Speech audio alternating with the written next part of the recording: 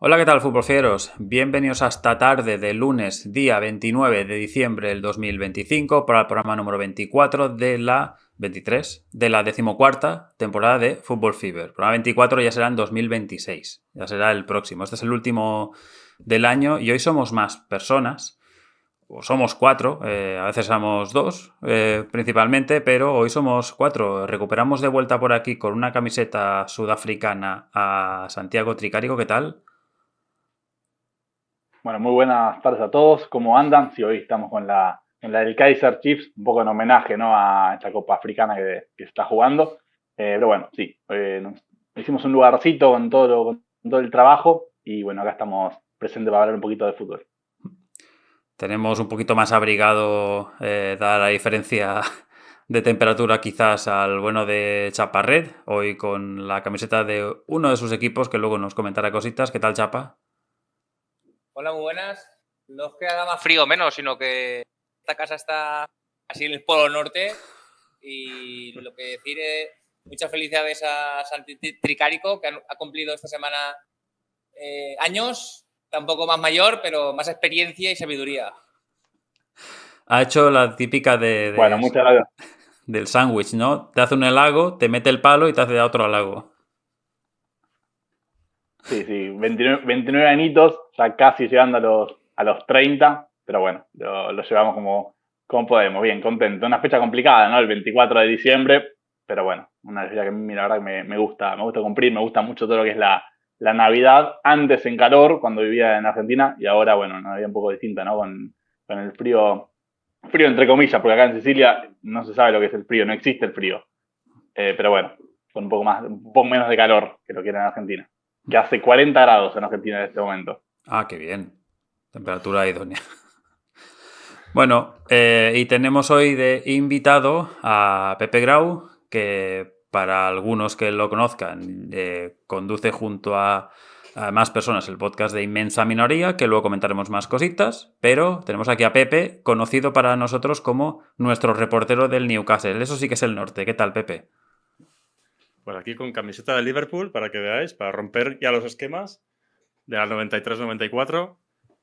Decir, Chapa, que estás en el polo norte del Horta Sud. Sí, sí. El problema es que en esta casa pues no le pega casi el sol y claro, todo el día fuera de casa, acabo de encender la calefacción y llego aquí y voy abrigado aquí hasta arriba de chaquetas. Bueno, 14 grados me marca ahora la casa. O sea, que te des... Que si estás caminando está muy bien, pero para estar sentadito, fresquito.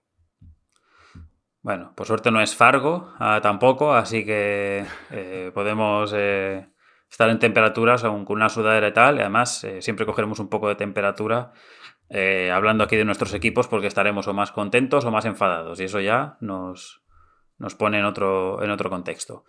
Bueno, como siempre, muchas gracias a la gente que escucha, descarga el episodio o que nos ve en diferentes plataformas. En el caso de pues en el caso de Evox, teníamos un comentario que nos había dejado Luis Antonio. Hacía tiempo que no nos escribía y nos ha dejado aquí un comentario para darle un poquito de faena. Hola chicos, ¿quién crees que va a subir de la Serie B? ¿Frosinone, Venezia o Palermo? Creo que aquí se ha dejado al Monza, lo estábamos comentando antes, pero Frosinone y Monza tiene pinta que ahora mismo están bien. Estoy así un poco mirando la tabla de la Serie B un poquito de reojo. Es la típica... Es que, claro, es que estamos a mitad de temporada. Es que luego pueden cambiar tanto las dinámicas y sobre todo en las segundas divisiones, que ya sabemos cómo va esto.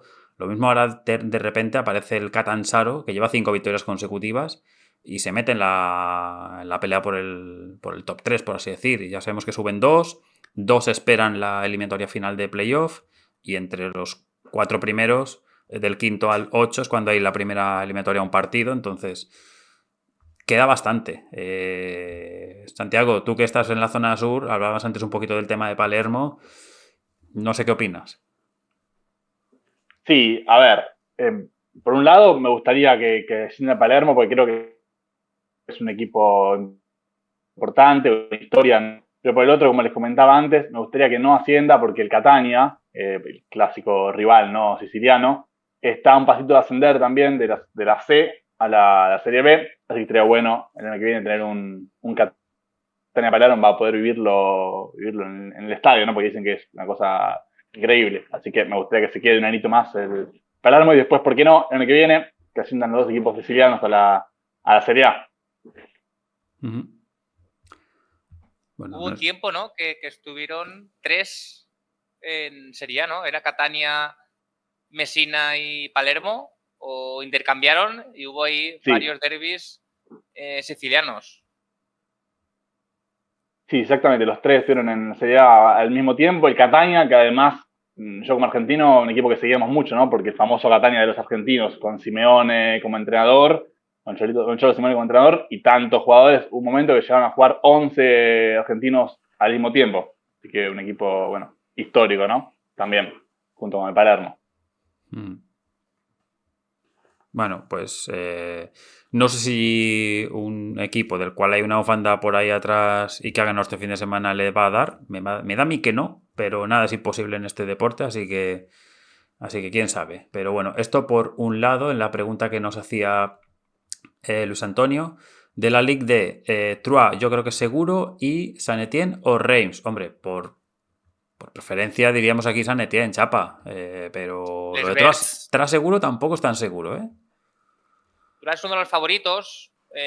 Tienen presupuesto unos 20-25 millones de euros, igual como Saint-Étienne. Entonces son los favoritos solo por ese prestigio y esa economía que tienen. El Reims sí que es otro de los históricos. Dunkerque ha estado los últimos años, está peleando y con buenas dinámicas, entrenador español. Por mí fuera elegiría el Red Star, pero sé Claro. que es algo utópico a día de hoy. Pero sí, yo coincido con Luis Antonio.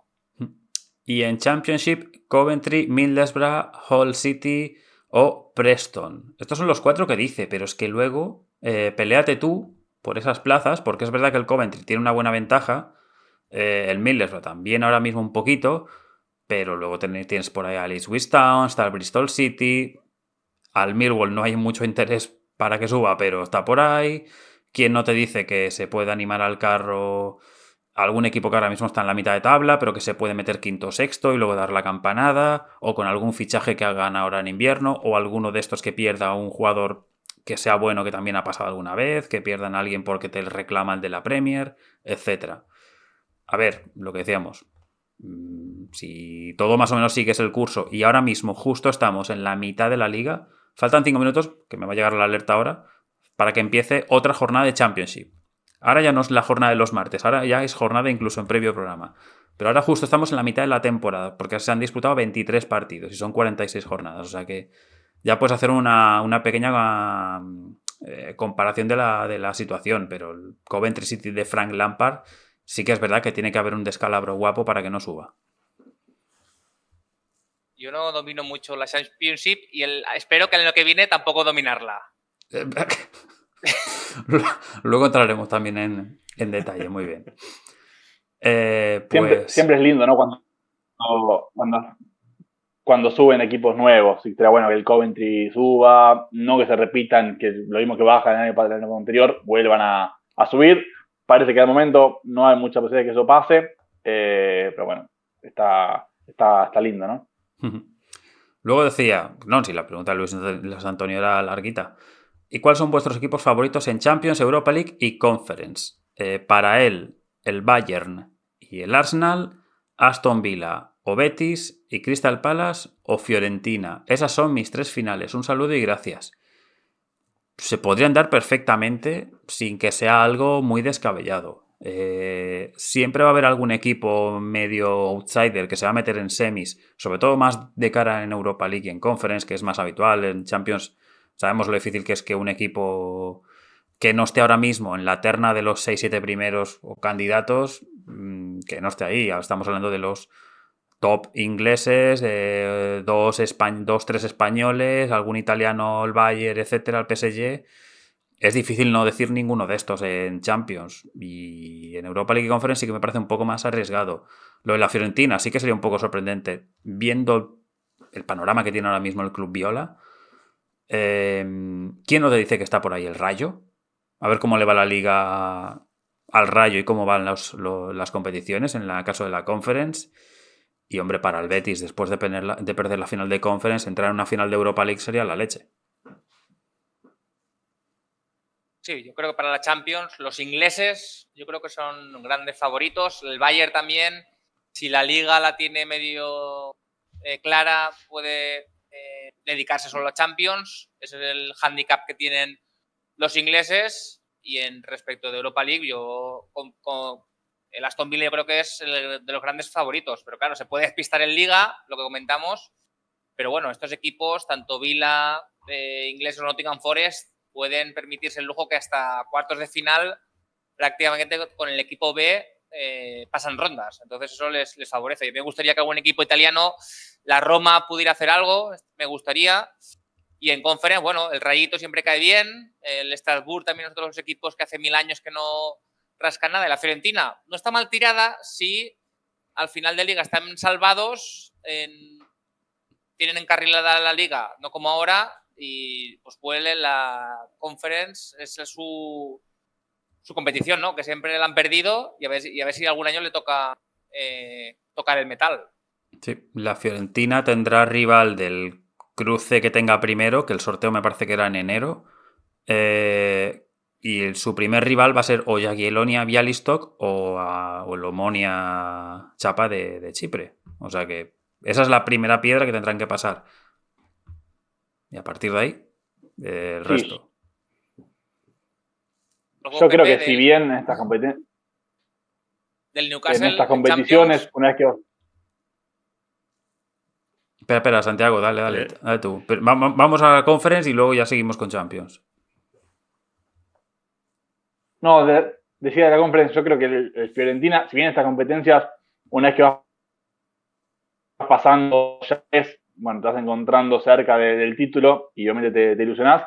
Yo creo que la Fiorentina lo mejor es que quede eliminada lo antes posible, al contrario de lo que dice la lógica, pero justamente para no desviarse de lo que es su foco, que hoy en día, si bien al principio de la temporada no era ese el foco, hoy en día es salvarse del descenso, y lo tiene muy complicado, me parece. Si bien, obviamente, en cuanto a jerarquía, en cuanto a potencial, es mejor que los equipos con los que pelea, no deja de estar complicado en cuanto a puntos.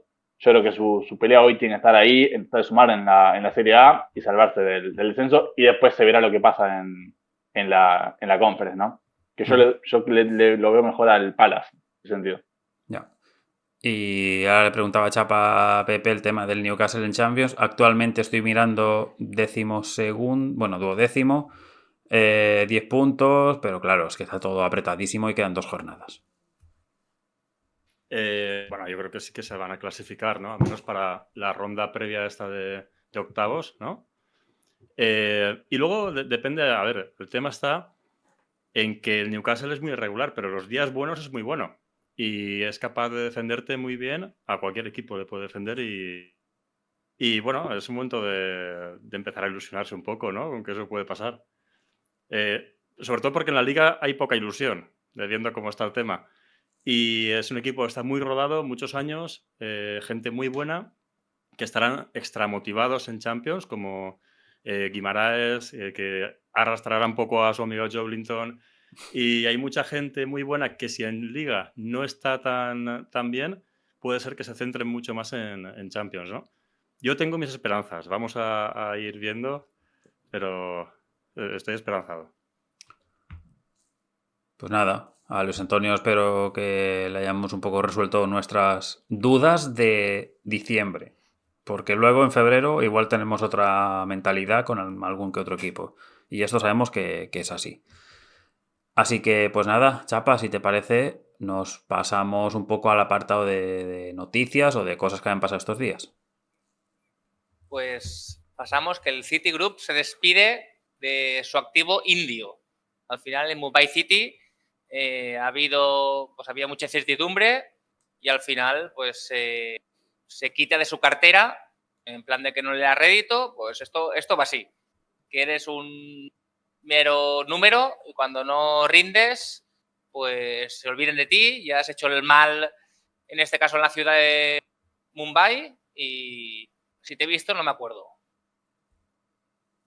Bueno, seguimos. El culebrón Luis Felipe, al final, pues renueva.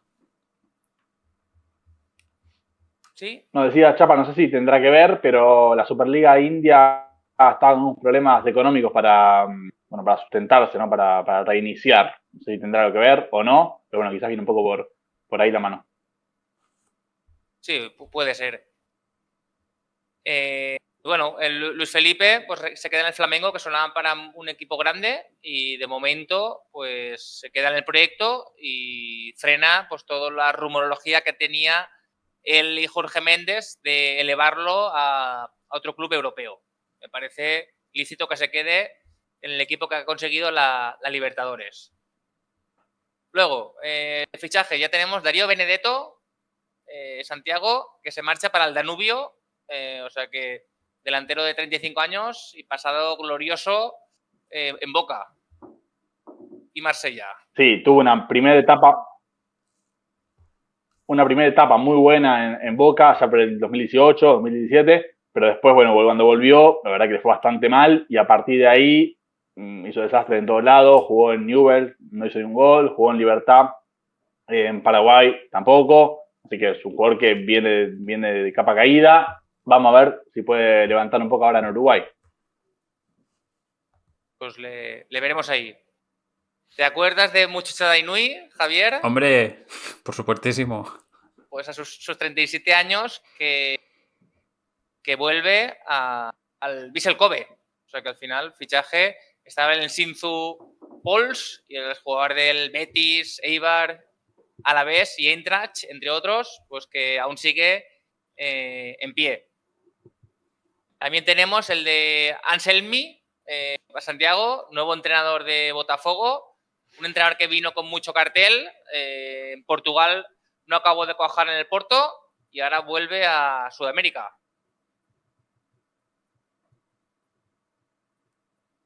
Sí, un entrenador que, bueno, se habló mucho de él cuando salió el famoso video hablando de las estadísticas, del, digamos, el porcentaje de posibilidad de hacer un gol, de no hacer un gol, bueno, que le explicaba a los jugadores, se habló muchísimo en Argentina de eso, pero bueno, un entrenador que entiendo que, si bien yo no comparto esa forma de entrenar, digamos, de dirigir, habla un poco de lo que es el estudio que hace el entrenador y de lo dedicado que está en su trabajo. Y yo creo que si le sirve para sacar buenos resultados, bienvenido sea, aunque no es la manera para mí de volcársela al jugador, ¿no? Pero bueno, los datos siempre están buenos para tenerlos uno y a partir de ahí ver qué necesita el equipo, ¿no? Pues veremos si los métodos le funcionan o no. En Bélgica, Nicky Hayen, pues ¿te acuerdas que lo destituyeron del Bruges? Pues se hace cargo del Genk con K. O sea que al final, el que es bueno nunca se queda en el paro mucho tiempo. Creo que había un artículo. Sí. Creo que había un artículo como de que la mayoría de los entrenadores, no sé si al final todos, en 2025, todos los clubes belgas habían cambiado el entrenador. Creo, Mira. Creo que era algo así. Unos por buenas maneras y otros no tanto, ¿no? Sí, mira, sí. Toda la liga belga termina de forma insólita el año natural con un entrenador diferente. Mira. El alquiler, por eso está el alquiler caro, entre otras cosas. Bueno, ahí también es un problema de expectativas, ¿no? Porque todos probablemente esperan quedar muy bien y necesitan quedar muy bien por sus presupuestos y lo más fácil siempre es cambiar al entrenador. O en el caso de San Gillois, que han venido otro y se lo ha llevado. El Ajax llegó a un acuerdo con Jordi Cruyff como director técnico. Lo recordamos sobre todo con el Barcelona, el Maccabi, Tel Aviv y el AEK Larnaca, y al final pues vuelve un poco a los orígenes de su padre. Al final su carrera como entrenador ha quedado un poco a segundo plano y parece que en este cargo de director técnico pues le viene más tranquilo y puede desarrollarse mejor. Subcampeón de la UEFA del 2001, ¿no? Sí, con el Alavés, pues ahí con el Liverpool precisamente, en ese 4-5. 24 años ya, ¿eh? Inolvidable, ¿eh? 24 bueno, años seguimos y medio. Seguimos de luto en Francia, Jean-Louis Gasset, no confundir con Ortega, a los 72 años pues falleció el técnico que estaba muchos años en Ligue 1, sobre todo en Montpellier, incluso de la seleccionador de la Costa de Marfil y del Marsella, pues toda la Ligue 1, supongo que en la próxima jornada le harán un recuerdo bastante fusivo. El que se va para la Ligue 1 es Endrick Felipe, después de su paso por el Madrid, que no le han dado muchos minutos, el jovencísimo talento pues refuerza a un Lyon y le auguran unos 12-15 goles en estos 6 meses que tienen en su presentación. O sea que bastante altas las expectativas que hay con él y mucha ilusión. ¿Cedido? Bueno, seguimos. Cambio en el Niza. ¿No? ¿Sí? Que va cedido, entiendo. Sí. Cedido. Cambio en el Niza, ya sabéis toda la problemática que estamos contando los últimos meses, con después de la afición bastante alterada, pues se va Jais y vuelve Club Puel, un veterano de la Liga 1 que ya estuvo entre 2012 y 2016, en la época más dorada de las Águilas, pues a ver si lo puede reconducir y volver a ser competitivo. También otra destitución, el Caen de Mbappé, pues ha cambiado a Dornano y ficha a Gaël Clichy, el jugador del Arsenal, primera experiencia en los banquillos, está en 10ª plaza, otro de los aspirantes para el ascenso, pero está a 6 puntos de la 3ª posición. O sea que veremos cómo le va a sus 40 años ya entrenando el bueno de Clichy. También tenemos el de Salomón Rondón, pues que vuelve a Pachuca, estaba en el Oviedo, ha pasado con más pena que gloria y se va al Pachuca, donde era el máximo goleador de su equipo. O sea que veremos si esa conexión Oviedo-Pachuca le va bien en este caso, donde ya fue el MVP y máximo goleador de la Conca Champions. Y para acabar, el mítico Andy Carroll, una pena, ex del Newcastle, entre otros, pues que mañana se enfrenta a juzgado y parece que le pueden caer unos 5 años de prisión por graves acusaciones de orden de alejamiento. Porque al final, muchos ídolos que tenemos en el campo, fuera del campo, lamentablemente no son tan buenas personas, en este caso el Ariete. ¿Algo sobre Carroll, Pepe? Ya queda lejos, por suerte. Hombre, Carroll a Voltemade se parecen un poco físicamente. Otra cosa es en el juego. Me acuerdo de aquella frase, ¿no? Que había, o aquella canción de a quién comparaban con Carroll diciendo que era mucho peor que Carroll. ¿Quién era? ¿Darwin Núñez? No. Bueno, tengo que pensarlo ahora. Por el fichaje de Newcastle-Liverpool. Sí que decían you are just a shit comparing Carroll o algo así. Y era... Y se lo cantaban los del Newcastle a alguien. Sí. Al otro es que no podía ser Darwin, porque creo que Darwin es posterior, pero un delantero que había llegado así con mucho renombre, que remataba muy bien de cabeza, y decían, este es una mierda en comparación con Andy Carroll, ¿no? Benteke. Y Andy Carroll quedó para nada. Pues lo buscaré y os lo envío por comentarios la semana que viene. Muy bien. Porque no me acuerdo ahora mismo. Pero sí que era una pancarta que decías... Y ya cuando Carroll no estaba tampoco para mucha cosa. Pues hasta aquí el noticiario. No sé si tenéis alguna cosita que comentar. Hay mucha rumorología, pero claro, ya sabemos que si nos ponemos en rumorología no acabamos. No. Luego comentamos también algún que otro título o alguna final que viene ahora en estos días. Si te parece, lo dejamos para el final, pero vamos y ya... Si te parece, al kit tip que no se ha terminado, porque ahora mismo tenemos este Coventry-Ipswich Town en juego y es el que cierra la jornada, aunque la jornada ahora mismo la estaría ganando Aldea Mayor con 22 puntos. ¿Tú, Chapa, estás por ahí? ¿Estás a 1? ¿Estás al rebufo? Si lo cierto exacto, gana la jornada. Y... Cuidado con Aldea Mayor, que podría ser el Villarreal. Cuidado. El chiste ahí. Para eso tendría que... ¿Qué tendría que pasar? Ah, bueno, sí, Que tendría que ganen ganar. 2-1, si ganan 2-1, sí. Pero bueno, queda mucho y de momento el Coventry está empatando a 0. Sí, sí. Pero bueno, de momento llevo En 14 general, puntos. Santiago sigue de líder, 9. Y bueno, le hemos quitado un poco la plaza ya a Vlahovic y a siempre simpático Jordi Chiqui. Así que nada, y Tribuna va hacia arriba. Jesucito Gómez siempre puntual a su cita hasta 10º, ha bajado una posición. Moleiro selección 226, 14º. Fútbol Loveno 11º. Y yo he sido el subidón de la jornada, 6 puestos en 17º. Bueno. Pues nada, y en próximos días estará la siguiente fecha, que entiendo que será la ya del fin de semana del 3-4. Muy bien. Pues nada, ahora sí, vamos a arrancar con el repaso ya habitual de esta jornada. Decir, por si luego me olvido, que la siguiente empieza con 6 partidos el próximo martes día 30, o sea, mañana. Y luego 4 partidos que irán el día 1, el día 31 no habrá partidos. Nos hubiese molado un partidito a mediodía, uno suelto, para dar un poco ahí un algo, un aperitivo, pero no va a ser este caso. Mientras tanto, se ha cerrado en la noche de ayer, o en la tarde de ayer, la jornada número 18 de Premier League, con un partido únicamente en el Boxing Day y el resto divididos, principalmente los del sábado, más 2 partidos el domingo.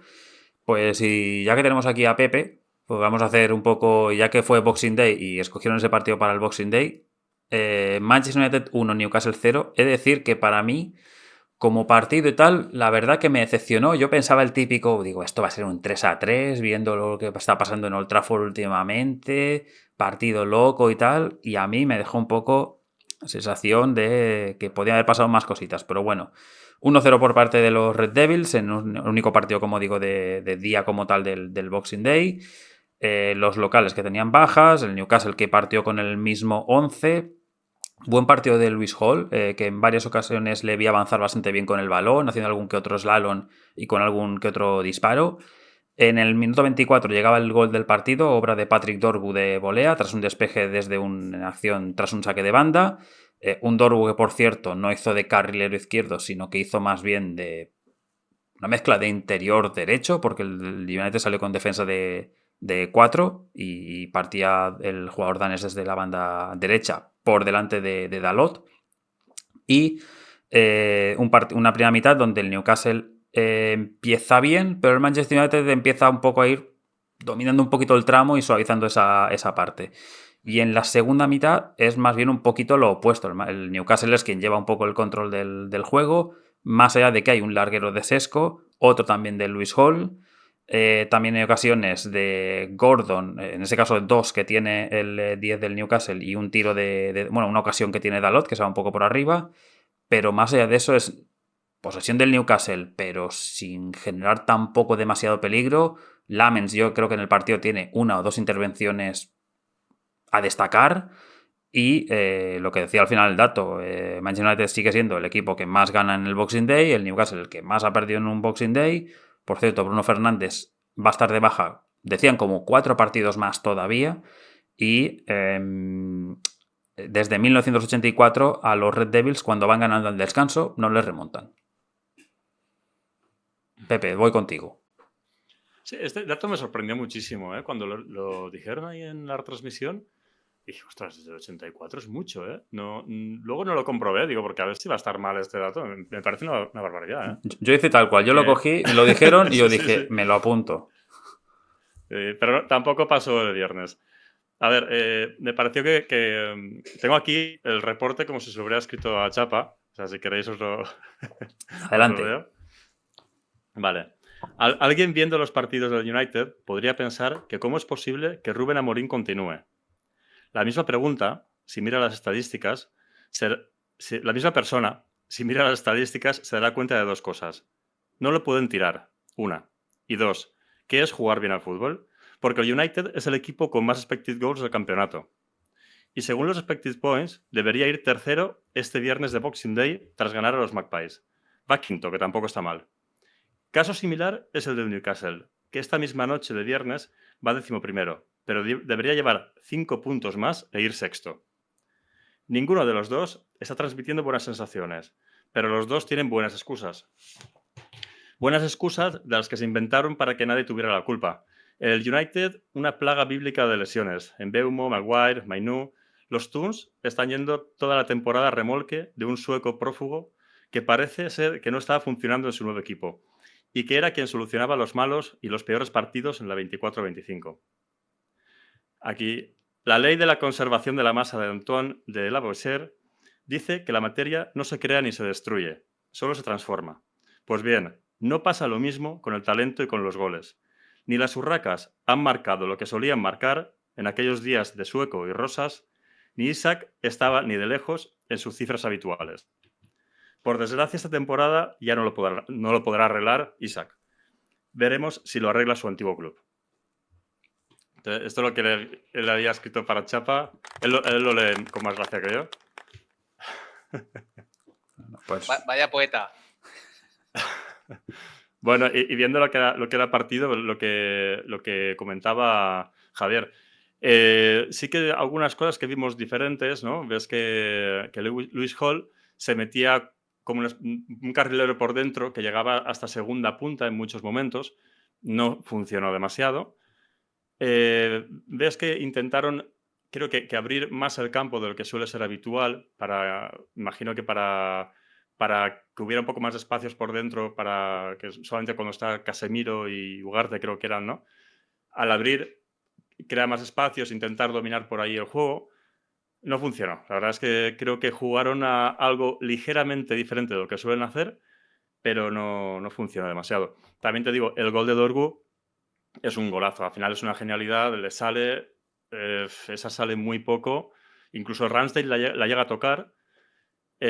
Si no entra esa, pues la cosa hubiera sido muy diferente, porque es que el United, las veces que lo he visto, y este año por el tema de inmensa minoría lo he visto menos, porque he visto muchos partidos de primera ref y de otras categorías, pero me resulta muy, muy plano.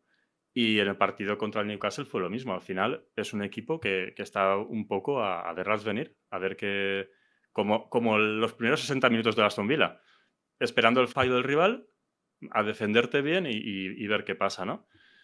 A mí pese a que nos han ganado y que van por delante y que supongo que terminar mejor la temporada, prefiero ser seguidor del Newcastle a seguidor del United con este entrenador. Y mira que Eddie Howe tampoco es que sea Guardiola, ¿no? Pero bueno.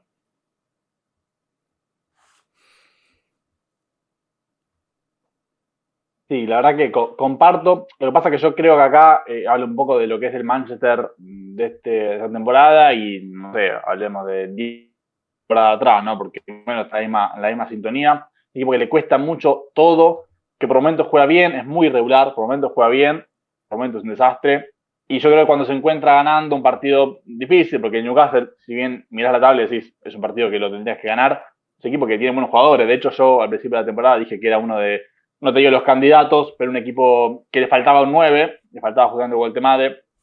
Una vez que llegó, yo lo nombraba entre los favoritos, pero vamos a pelear más arriba.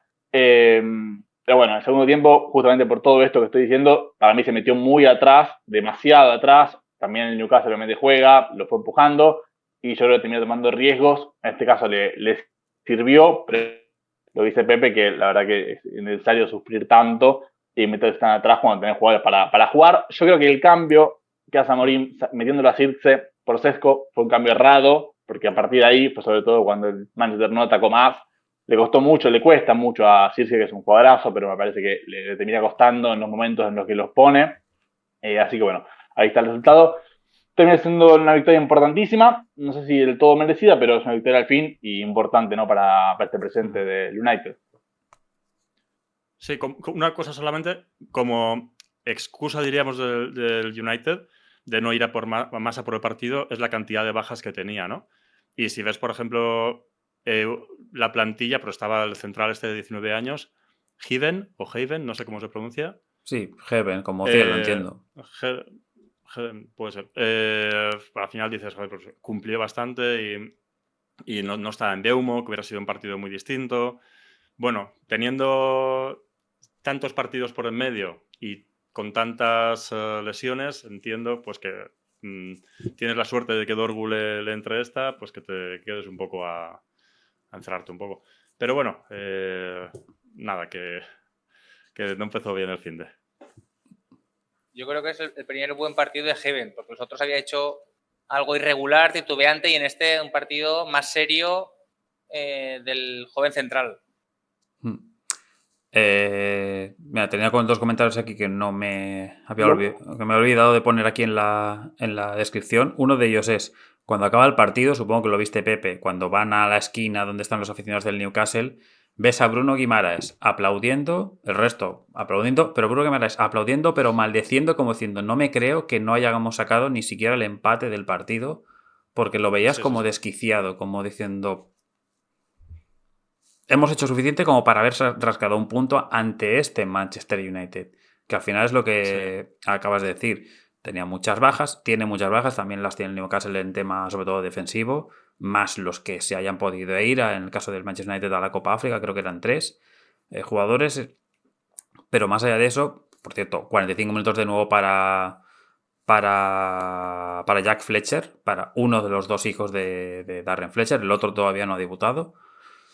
Pero más allá de eso, dices, es que este Manchester United, si tuviese que jugar Europa, entiendo que tendría que tener una plantilla muchísimo más amplia o que ya hubiese hecho una serie de fichajes en verano para ello, porque si no, ahora mismo estaría en una situación de decir, bueno, pues la liga que la jueguen casi el equipo B y Europa que la juegue el equipo A o depende de cómo, pero bueno.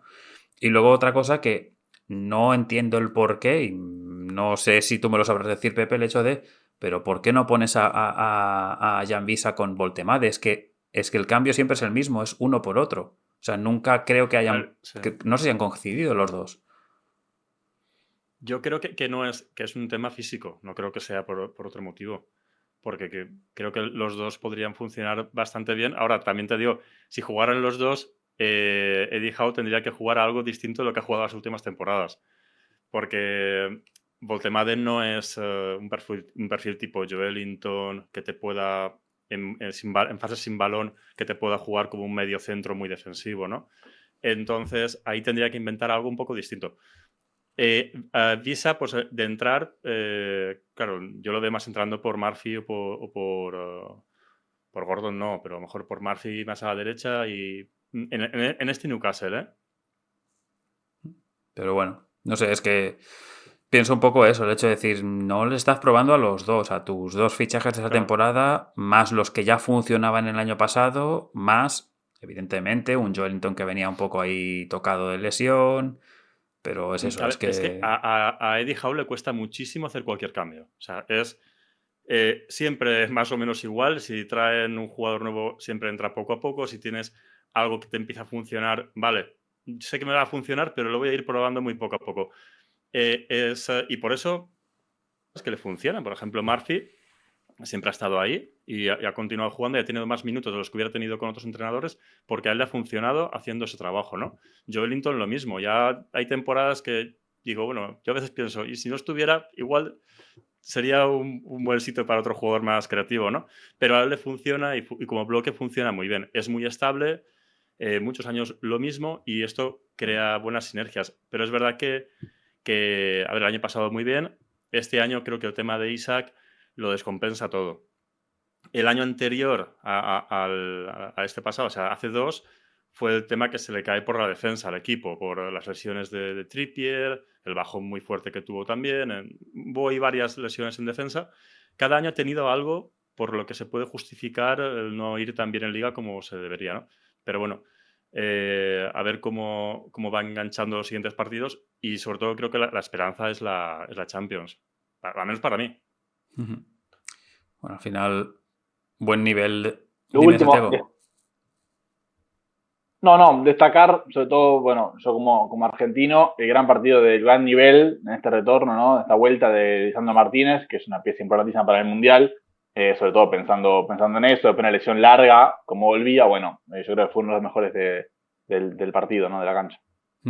Por cierto, ahora me estoy acordando, hubo un cambio, me estoy acordando de la cara de Casemiro cuando ven que es sustituido, se queda como de, ¿yo? O sea, volvemos otra vez a que entre Lenny y Lloro y vuelve a ser Licha el defensa de 5 o vuelve a ser tal, y dices, no, que Amorim ahora ha decidido cambiar el esquema y ya meterse atrás, que es lo que comentaba Pepe de se tiene que adaptar él un poco al resultado, decir, bueno, vamos 1-0, tenemos bajas, arriba tiramos de Cuña, a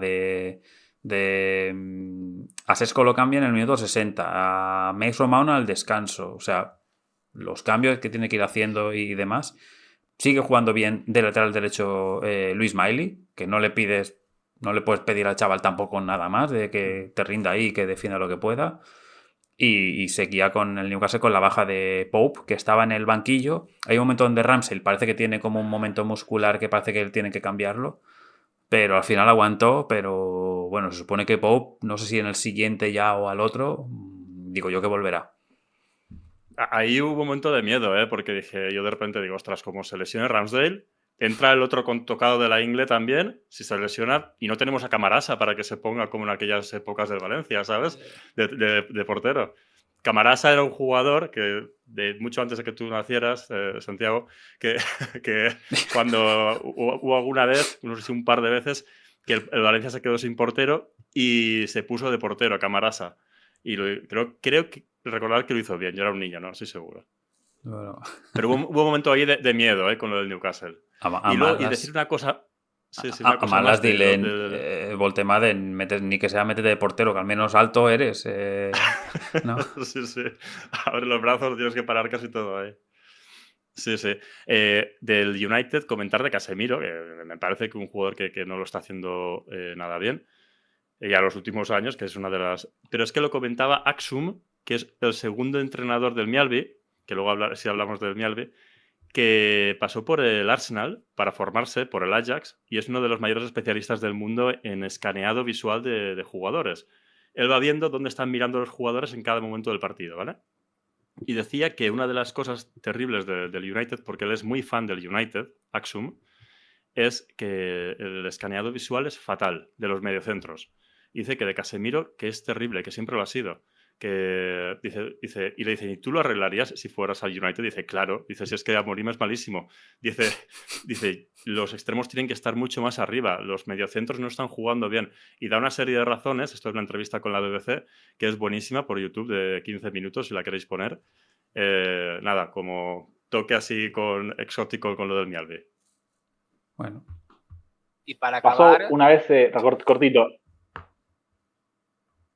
No, una vez en Argentina, Pelletieri, que se llamaba el jugador, en un Racing San Martín de San Juan, expulsaba al arquero de Racing y no tenían más cambio, y fue a atajar y atajó un penal, porque expulsaron en un penal, y después atajó el penal, un jugador, ¿no? Y el otro que atajaba mucho era, que un par de veces estuvo en el arco, Rodrigo Palacio. También lo he visto atajando en alguna oportunidad que tuvo.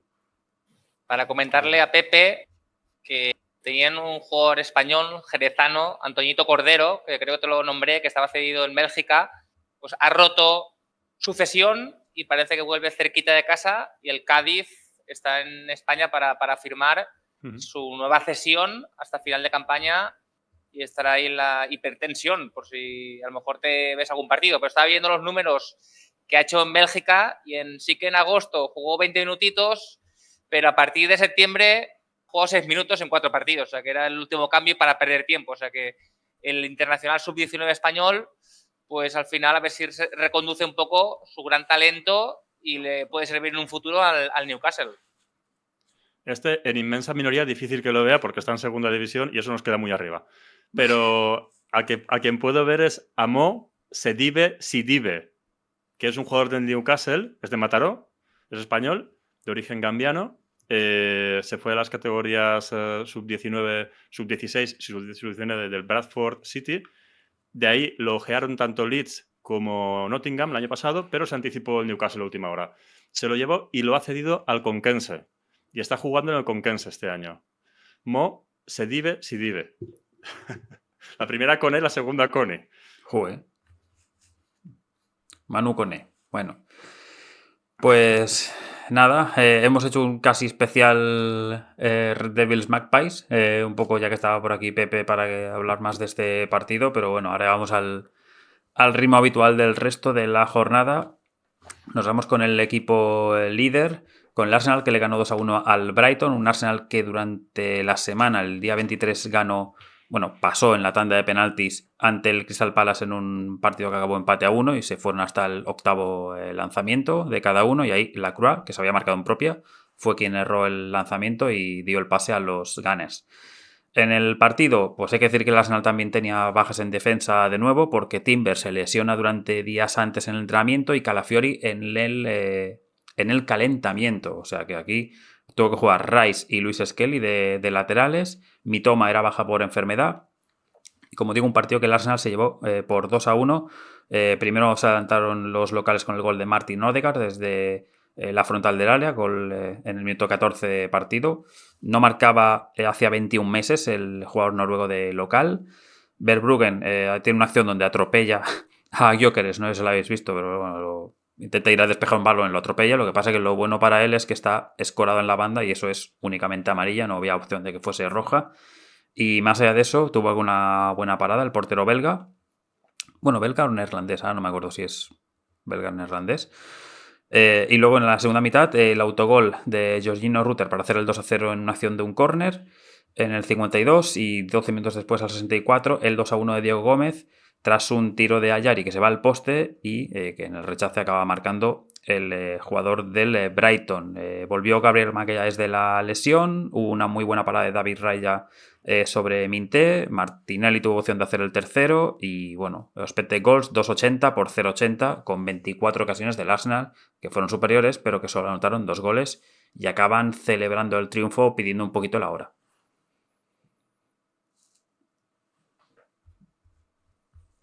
Quien quiera. Pues venga, Chapa. Como se ha bajado y Se corta un poco Santiago. Chapa, dale tú. A ver. Bueno, al final el Arsenal, como tú dices, dominando hasta el 65, todo controlado. Al final un equipo de más nivel contra el Brighton. Y luego eso, lo que no se puede permitir en un equipo que quiere ganar la Premier es que tenga que, a partir del gol de Diego Gómez, sufrir, tenga que Raya emplearse al máximo. Y lo que decimos, todos 2-0 a veces te hacen relajarte, te confías. Y lo que no dijiste es que Rice, lateral derecho, con la lesión de Calafiori. Sí, lo he dicho. Sí. Pues al final, pues perdona Javier, pero Rice, pues todopoderoso, omnipresente y haciendo las coberturas, siendo de lo mejorcito y diciendo que hacía 2 años que no metía su gol Odegaard en el Emirates. O sea que, y al final lo que decíamos, Verbruggen aguanta con vida a las gaviotas, pero al final ese sufrimiento pues le da un poco de vidilla, pero al final la calidad sobre todo de Saka en este partido, Zubimendi y Trossard, pues fueron de lo mejorcito. Una presión alta que hacían muchas veces con 5 jugadores el Arsenal, pues de hecho el primer gol fue gracias a esa presión y la segunda pues el córner. Nuevamente el balón parado del Arsenal dando rédito. Rice de lateral es arroz a banda. Chiste culinario para quien lo entienda en la zona del Mediterráneo. Bueno. Pues nada, si no te queréis... Hay que hacer una estadística, sacar, que no lo he buscado, no me ha dado tiempo, había pensado hacerla o buscarla, porque siendo la Premier estará hecha, estas cosas en inmensa minoría me toca hacerlas, de los goles a balón parado que se llevan esta temporada. Lo había visto en algunos equipos y la verdad es que es alucinante, ¿eh? Pero si no es la mitad de los goles estará cerca en cuanto a balón parado, penaltis y tiros libres, todo lo que es balón parado en comparación a jugadas en abierto.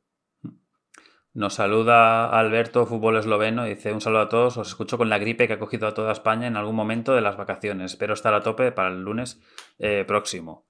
Pues nada, un abrazo y bueno, Santiago tiene un mate, no sé si tiraríamos, yo creo que más a Alberto de infusión, pero pero abrazo para él. Santiago, dime a ver si ahora te podemos escuchar lo que decías antes. No, bueno, un poco lo que también dijo, lo que escuché, porque se me cortó la señal, que decía Chapa, un Arsenal que fue muy superior, que mereció haber ganado por más goles.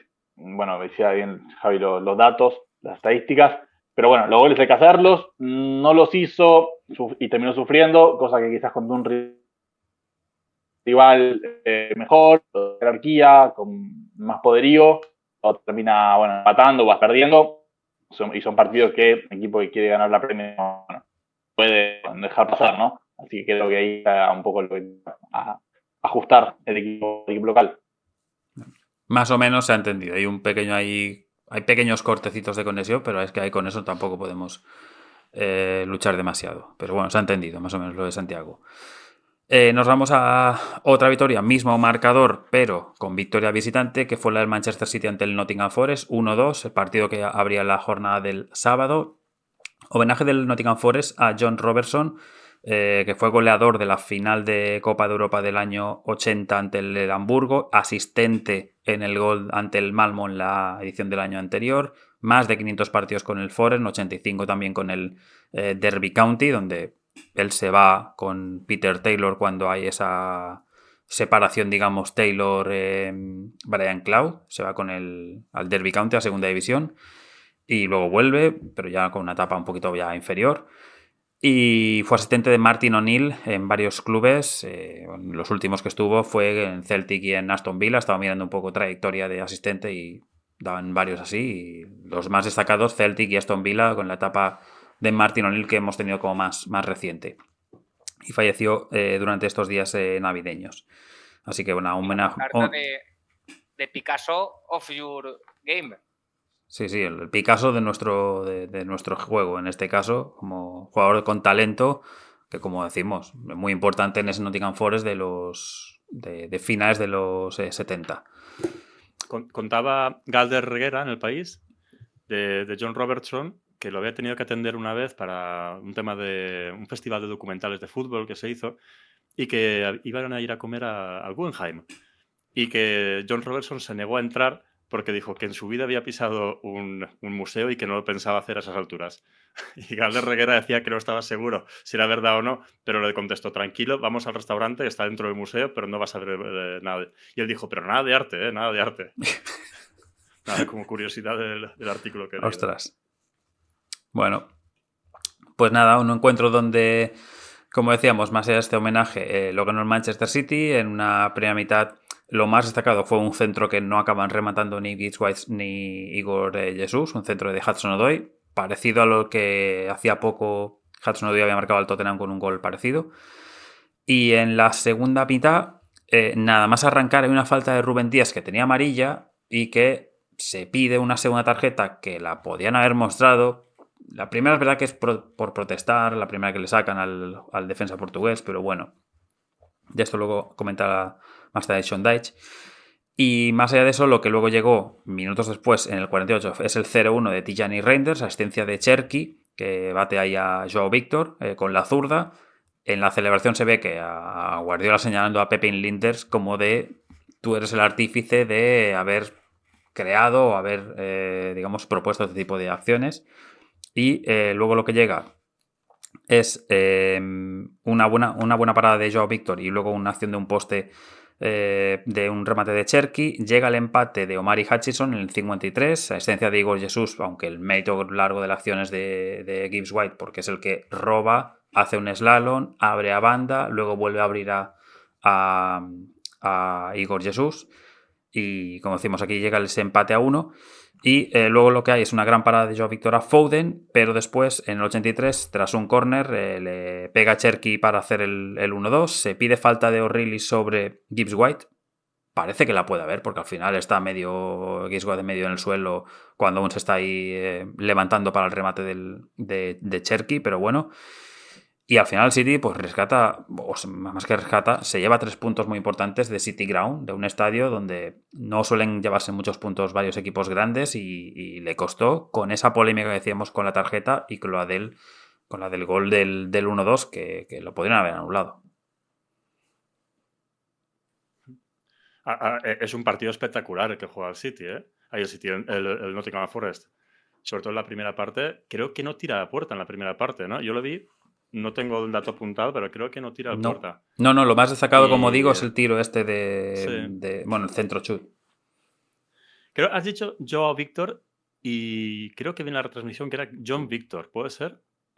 Puede ser. Puede ser que sea John Sí. Víctor, ¿eh? Creo que es John Víctor. Y Yo aquí, y los nombres portugueses nos llamamos bastante complicados. No, pero John es como en inglés, ¿eh? Juan Víctor, John Víctor. Sí. ¿Sabes? Nada, tiene aquí 2 muescas en la sien y me recordaba a otro portero que era igual de alto que él, como él, que era Dida. ¿Mm? Y dije, a ver si va a ser del mismo pueblo o algo. Estuve buscando información, pero no. Lo único que los dos pasaron por la portuguesa y por internacional. Tanto Dida como él. Pero no vi nada de que sea fan de Dida ni nada, pero como tenía aquí la doble muesca como Dida, me hizo dudar. Y luego decir eso, que sin balón el Nottingham Forest me recuerda mucho al Newcastle. A cómo juega el Newcastle. Sin balón. Luego con balón, bueno, el partidazo que se mete a Anderson me parece espectacular, ¿eh? Y una cosa que tenía apuntada es que se podría hacer un equipo, fíjate qué equipo saldría con jugadores que sean hijos bastardos de otras canteras. Me explico. A ver. Anderson es de la cantera del Newcastle, ¿no? Si no me equivoco. Sí. Vale, está jugando para este equipo y está funcionando muy, muy bien, ¿no? Palmer, cantera del City, que iba para jugar del City, al final, como no tiene minutos, se va. Rodgers se va mucho antes, pero también es cantera del City. Nico González, que es cantera del Barça. Cuando dice, si estos jugadores que estaban bastante predeterminados a ser, como por ejemplo Anderson, a ser un jugador importante en el Newcastle, pero se termina yendo por tema de minutos, si los vas juntando, los que hay en la Premier, te sale un equipazo. Siempre lo pienso cuando veo a Palmer, que digo, joder, qué bien le hubiera venido estos últimos 2-3 años a Guardiola tener a Palmer, ¿no? Pero claro, en su momento no caben todos ahí, ¿no? Nada, digresiones mías. No. Das la idea y esto es la típica de que cualquier momento que tengas ahí en el trabajo o en casa que como decimos, se va la luz, pero tienes datos ahí, dices, ¿sabes qué? Voy a buscar esto en el móvil. Bueno. No, está bien tirado, está bien tirado. Lo que decimos, la primera parte bastante seria en defensa, el Nottingham Forest, la segunda parte yo creo que aprieta un poquito más y sobre todo la magia de Serki. Yo creo que es el jugador más impacto que ha tenido para el City este año, o incluso de los últimos, recién llegado y rindo ya mucho más, incluso eclosionando muchas veces o eclipsando a lo mejor al papel de Foden, porque Foden lleva un par de partidos que tiene calidad, algún detallito, pero Serki es el que toda la conducción es por la derecha y con la falta de Doku pues le está viniendo muy bien esa banda derecha y Haaland que se está aprovechando de esos espacios que genera pues el mago francés. Reinders también, que empezó muy bien, cayó de dulce el primer día, poco a poco yo creo conociendo la liga, conociendo compañeros y eso le dando seguridad y la segunda parte yo creo que se le hace muy larga al Nottingham Forest porque intenta defenderse, pero ese tramo que tiene final del City podía caer de cara o cruz, pero al final pues le cayó de cruz. Y comentar de lo de Pepín perdón. Dime, Santiago. No. Decir que si bien se va a venir se traba. Sí, es que no te entendemos, la verdad. ¿Quieres quítate la cámara? A ver si con eso va mejor. Bueno, ves hablando si quieres tú de mientras, Pepe. Bueno, pues Pepín Linders, cuando yo me quedé con el detalle este que dices tú, que va a decirle Guardiola, tú, y digo, ¿qué ha hecho, no?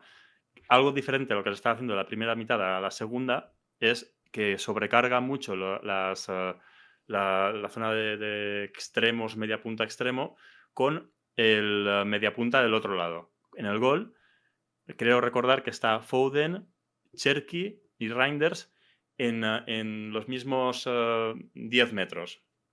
Y esa sobrecarga, que eso lo hacía Rydström en el Malmo, ¿no? Bastante y esto, incluso también lo hacía Ancelotti en el Madrid, pues le funcionó, ¿no? Y creo que es lo que le está señalando, que esta idea a lo mejor que han empezado a hacer en la segunda parte, que continuaron haciendo toda la segunda parte, creo que es lo que le dice. Vale. Santiago, probamos ahora a ver si se oye. Sí, no, para terminar, decía que, bueno, son esos partidos que si bien se definió minutos, son esos partidos que se veía venir. De alguna manera u otra iba a terminar cayendo el gol. Además, con la jerarquía tiene un corner, como fue terminó pasando, o algún tiro libre, o alguna jugada lo termina ganando. Yo creo que igual no es, digamos, eficaz para un equipo. Manchester City debería aspirar más a más. Un rival que en la tabla está en otra pelea. Yo creo que tiene que ganar con otra diferencia, pero bueno, para ganarlo, si lo terminó ganando en una cancha, como decía Javi, siempre difícil, y eso es lo importante para seguir prendido en la pelea. Vale, más o menos ha entendido. En edición se mejorará un poquito sonido. Vale, vamos a otro de los partidos que tenían interés este fin de semana. Perdona, Javier. Dime. Que el Nottingham Forest ha hecho una queja formal para saber qué ocurrió en las decisiones de VAR y con el árbitro Rob Jones. Entonces ha hecho una alegación a la FA y que les proporcionen los audios de todas las conversaciones y creen que se han equivocado partidariamente en este partido. ¿Crees que puede haber tenido alguien Mr. Marinakis? Pues veremos lo que el jefe de árbitros Howard Webbs sobre estos incidentes. Pues, Chapa, pensaba que ibas a decir que el Nottingham se iba a quejar de la camiseta del City. Bueno. Aunque también es verdad que pueden jugar todos los partidos de noche, incluso sin focos, con esos reflectantes que llevan. No. El problema de verano que a lo mejor se llena mucho de insectos. Sí, porque esas gotitas de lluvia incorporadas en la propia camiseta, porque es así. Yo estoy seguro que Carlos Alberto ya ha mirado esa camiseta a precios y todo. O sea que, conociéndolo con camisetas peculiares. Pero bueno, ¿os acordáis cuando el Nottingham Forest se quejó y puso aquello de bar y Luton fan? O sea, la gente del bar, los que estaban aquel día, eran fans del Luton y tal. Bueno. Estará contento, bueno, no estará contento Javier Moreno con el resultado, pero sí con la temporada, me imagino. Otro de los partidos que decíamos del fin de semana destacados fue el triunfo del Aston Villa en Stamford Bridge 1-2, remontando el equipo de Unai Emery. El duelo entre el cuarto y el tercer clasificado tiene durante el partido ocasión de Enzo Fernández. Veríamos a Maresca, que estaba sancionado en la grada. Llegó el 1-0 en el minuto 37 tras un córner botado por Reece James, que toca ligeramente João Pedro con la pierna. Muy ligeramente, es que prácticamente lo roza y hace un ligero desvío, pero no sé si ese balón directamente hubiese entrado del lateral derecho inglés. Pero bueno, vale igual, así que, oye, 1-0. Evitan incluso tanto John McGinn como el Dibu el segundo tanto. El Chelsea iba dominando, pero aquí en la segunda mitad Emery hace un triple cambio. Uno de los que entra es Ollie Watkins, que empata el partido 5 minutos después de haber entrado en el minuto 63. No le cuenta asistencia a Morgan Rogers porque en realidad es un tiro de Watkins que medio rechaza, medio despeja Robert Sánchez, y en el rebote tienen suerte de que se va para adentro, pero si no hubiese sido asistencia casi de Rogers, que es el que hace el mérito del pase. Y luego en un córner, minuto 84, de cabeza el propio Watkins hacía el 1-2, un córner que había además forzado él mismo. Había tenido el Aston Villa un par de ocasiones tímidas minutos antes. Y bueno, es la 11ª victoria del Aston Villa, nuevo récord del club. Son 60 minutos, como dijo Maresca, superior del Chelsea, con una media hora final donde el Aston Villa dice, vale, pues le damos la vuelta a esto, metemos a Onana, a Watkins, a Sancho, que entran por Malen y no recuerdo quién más que sale de titular. Y lo que decimos, toda la racha que tiene el equipo villano. El expected goals, lo que decíamos, la superioridad del Chelsea eran 2-14 por 1-0-5, y ya ves tú el 1-0-5 lo que le valió para esta Aston Villa, que es uno de los equipos que siempre dice de no nos importan los expected goals porque al final con las que tenemos estamos acertando y que ha desperdiciado el Chelsea, siendo el equipo de la Premier esa temporada el que más, 11 puntos ganando en casa. Pues al final poco más se puede decir. 60 minutos el Chelsea dominando, no acaba de cuajar y al final los cambios de Emery, la pizarrita, pues lo cambia todo. Y sobre todo, aparte de Onana en la anticipación, la conducción y Watkins, yo creo que el pelocho marsellés, Camará, pues yo creo que fue de lo mejorcito. La conducción, la buena conexión que tuvo con Onana fueron determinantes. De hecho, el 1,05 de expected goals de Aston Villa todo fue en la segunda parte, que la primera no hicieron nada. Parecía un claro partido del Chelsea y llevaron al delirio absoluto en este partido. Sí, a ver, y además son 60 minutos, pero el tema es que cuando hace los cambios, el equipo se tira adelante. Hasta ese momento están tirados atrás, empiezan a presionar con jugadores que se salen nuevos y con Watkins. Le sale, creo que a la primera o la segunda que hacen, a los 2 minutos, entra el gol. Esto, claro, que suele pasar, el cambio de dinámica de un equipo que va para arriba, los otros después de 60 minutos ven que les han empatado y que están cansados, encima cambia a Cucurella, que me parece que esto le da un bajón fuerte al Chelsea, no sé si estaría tocado, estaría muy cansado o qué, pero malo gusto, está fatal a partir de ahí, y claro, Cucurella había estado haciendo bien su posición y bien la de mediocentro, porque se metía mucho por dentro y estaba haciendo que el Chelsea pudiera dominar más como en la primera parte, ¿no? Y luego también decir que ahí es súper mérito también de un delantero como Watkins, que juega un poco en plan como una isla. Está él, se las busca, se las encuentra y saca petróleo de donde no hay. Y muy curioso el segundo gol, el del córner, que antes de sacarlo, el estadio se queda en silencio total. Y lo dice incluso el narrador, dice, están callados. Y estás viendo y dices, es que va a entrar, es que va a entrar. Y de esos goles que los ves venir... Y nada, 2-1 para un planteamiento bastante rácano que si ves la primera parte dices, es imposible que este equipo gane la Premier. Una primera parte horrible y muy rácana y que no... Pero es verdad que a partir del 60 se revoluciona, la gente que entra lo hace muy bien y la gente que sale del Chelsea lo hace... O sea, los que entran no lo hacen bien, los que salen están haciéndolo bien y creo que un poco de cansancio, ¿no? Explica un poco la segunda parte. Sí, quizás ahí el Aston Villa dijo, bueno, vamos aguantando el partido, les llega ese gol, que les llega en una acción ahí como de balón parado y tal en el 37, y quizás ahí, hablo un poco pensando, un poco haciendo mi propia película, pero quizás ahí el Aston Villa piensa, bueno, pensábamos llegar empate al descanso, a ver si aguantábamos esto y a partir de ahí reaccionar a la mitad. Claro, la reacción tiene que llegar antes, ven que tras la segunda mitad pasa el primer cuarto de hora y que ahí no hay nada, ningún cambio, pues mira, este triple cambio le funciona a la perfección porque luego la media hora final es absolutamente del equipo de Birmingham, así que bueno. Uh-huh. Sí, sí. Y además del triple cambio, para mí hay también un plan de partido. Es como si hubiera dicho, a partir de aquí vamos a presionar y vamos a hacer cosas que no hemos hecho hasta ese momento. Que en la primera mitad, por ejemplo, tú veías a los laterales del Aston Villa y claro, les dejaban muchos metros a Garnacho y a Pedro Neto, porque son muy rápidos, sobre todo Pedro Neto, ¿no? Y claro, no se pudo ir de Madsen porque Madsen siempre estaba 3 metros atrás. Pero sí que cuando cogía el balón, conducía y llegaba hasta la zona de la frontal del área, ¿no? Ya en la segunda mitad todos presionan y se la juegan un poco más. Y bueno, y la verdad es que Onana está ahí robando balones como un pulpo, está súper bien. Bueno, Madsen también tiene una ocasión, que me he olvidado de decirla, un tiro así fuerte que salva a Robert Sánchez. Y bueno.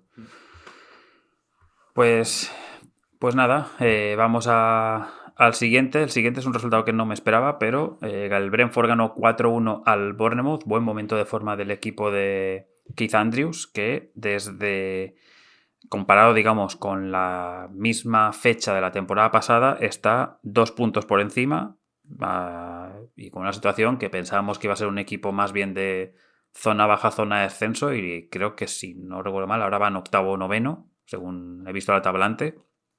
Luego lo repasamos. Y un Bournemouth que lleva 9 partidos sin ganar. Como digo, 4-1 de los Bees. El minuto 7 de partido, Kevin Shade le ganan un duelo en carrera de Diakité, en el cuerpo a cuerpo, y hace el 1-0. En el 39, el autogol de Petrovic en un rebote despeje de Diakité. en una acción que había hecho Igor Thiago, pero bueno, al final es la mala suerte aquí del portero. Iraola hace un triple cambio, un poco lo que habíamos hecho de Emery, hace el triple cambio, pero justo te pillan en una contra y te mete Kevin Schade el tercero, en una conducción que la hace él, la acaban combinando, pero bueno, 3-1, 3-0 en el minuto 51. Y el Bournemouth, que tuvo alguna que otra llegada, tuvo un poste, Semenyo en el 75 mete el 3-1 de tacón tras una acción de Alex Jiménez, 21 aportaciones del jugador ganés en 2025, el nuevo récord del club. Y luego el Brentford pues tiene un larguero, una que falla Luis Potter, pero en el 96 pues el hat-trick de Kevin Schade de cabeza, el primer alemán en hacer múltiples hat-tricks en Premier League. Hasta que... Múltiples son dos. Sí, o sea, hasta que Voltemade diga, bueno, yo acabo de llegar, ya veréis a partir de un tiempo. Pero sí, oye, un gran partido del Brentford, mala suerte para el Bournemouth, que empieza a meterse en algún que otro problemilla. Pues sí, coincido. El resultado yo creo que bastante abultado.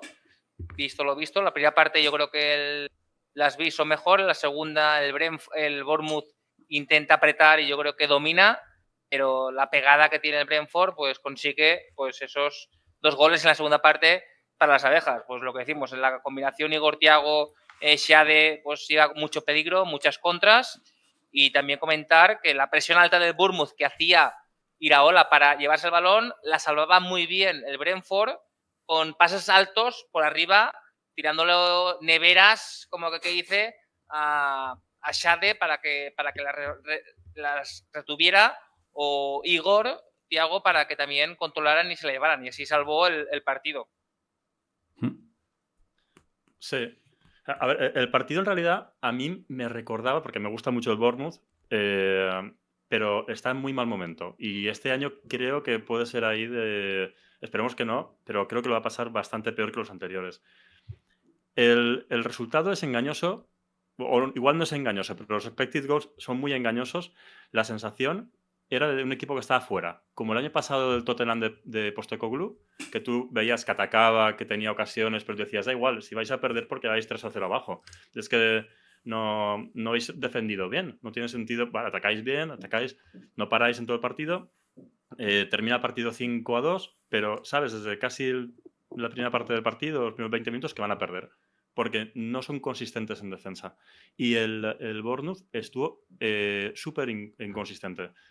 Senesi iba, como dicen los colombianos, iba como chancleta de loco, iba perdidísimo cuando va a encimarle a Igor Jesús. Igor Thiago. Creo que es, ¿no?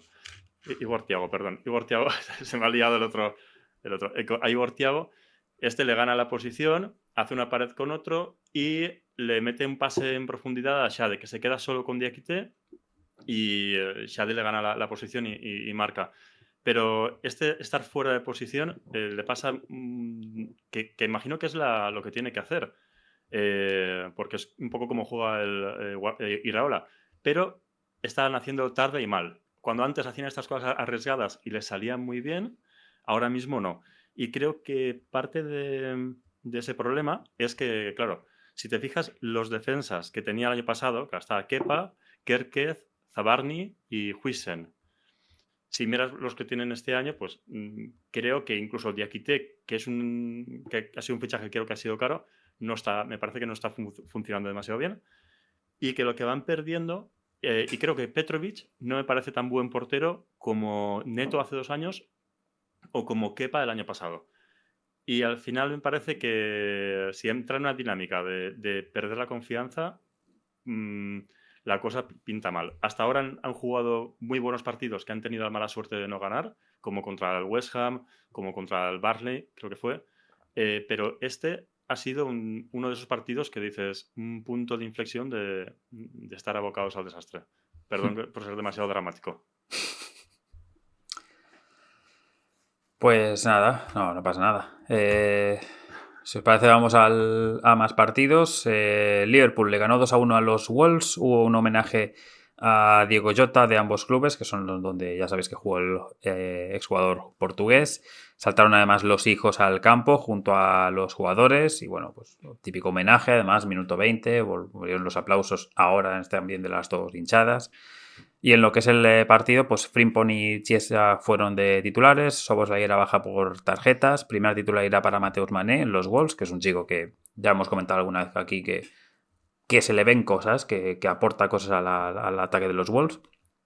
Y luego Ekitike tiene un remate al poste, hay alguna llegada de Mané con los Wolves y el 1-0 de Ryan Gravenberch, asistencia de Frimpong, conexión neerlandesa en el minuto 41. 89 segundos después llega el 2-0 de Florian Wirtz tras una acción de Ekitike, primer gol del ex del Leverkusen, o sea que en 90 segundos, como quien dice, minuto y medio, el partido se le cae a los Wolves, que aún así en la segunda mitad compiten, consiguen el 2-1 en el minuto 51 con un gol de Santiago Bueno. Ellos tienen a Santiago Bueno, nosotros tenemos a un buen Santiago. Es un chiste que tenía preparado aquí. Y bueno, después de una parada de Alisson, pues el Te lo he visto venir, ¿eh? Te lo he visto venir. Esa era asistencia a bandejita y a tablero. Bueno, buenas llegadas del Liverpool, también para hacer más goles, cositas de Wirtz. Bradley incluso acaba salvando el empate en un centro lateral que hay de los Wolves.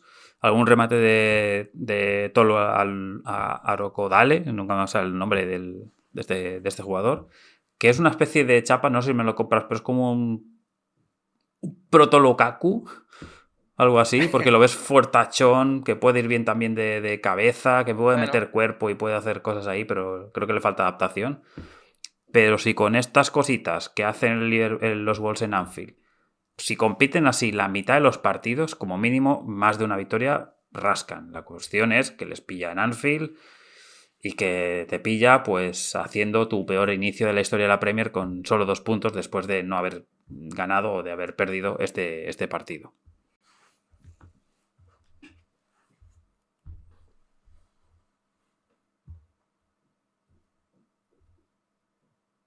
Dale, Pepe. Yo este no lo he podido ver yo, ¿eh?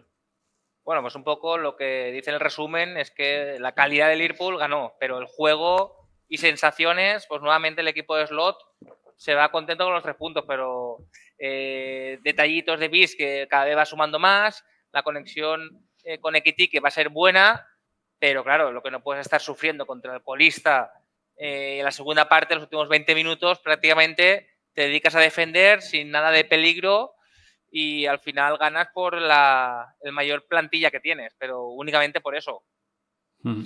Y Arokodare, que estabas diciendo, pone 1,97, 95 kilos. O sea que un Lukaku más alto y más grande, ¿eh? Jo, una evolución ahí, ¿no? Bueno. Sí, sí. Todos han crecido, pero bueno.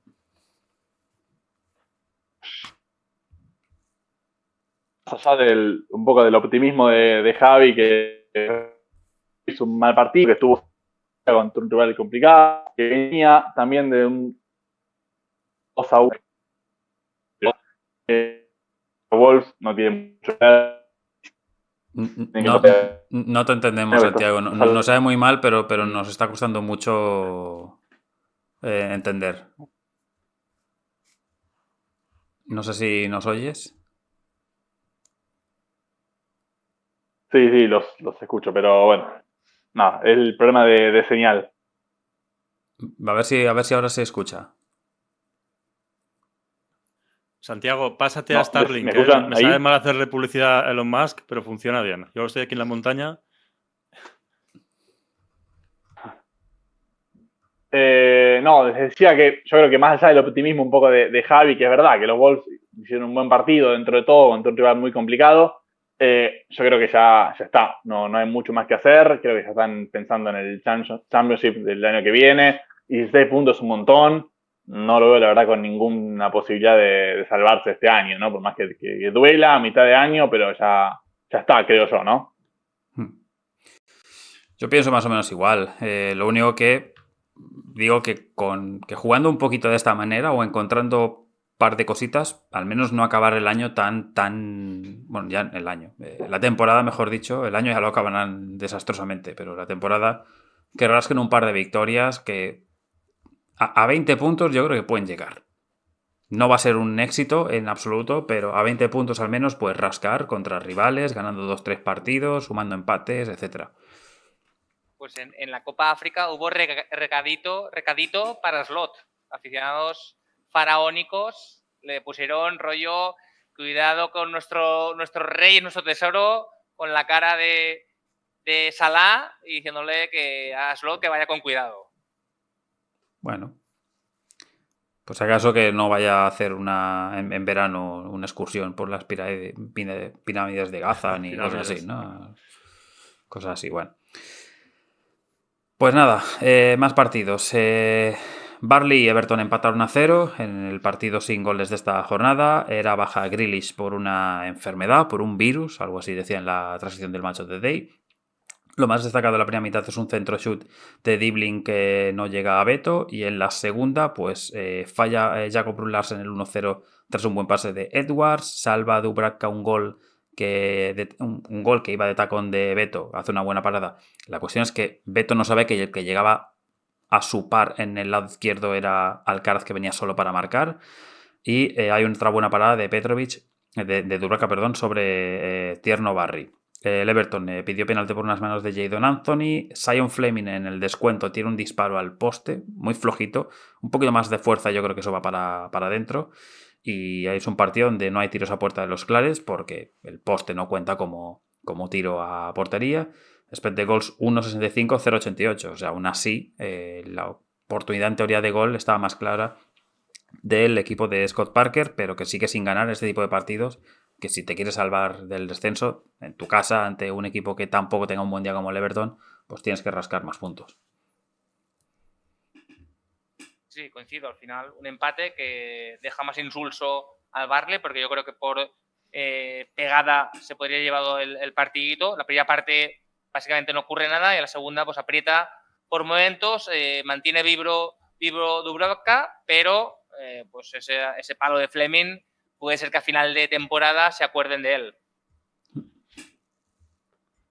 Sí, bueno, y mirando la racha de los últimos 10 partidos, comentando antes lo del Bournemouth, que iba bastante mal, pues sería 18º con 7 puntos y el Burnley 19º con 5.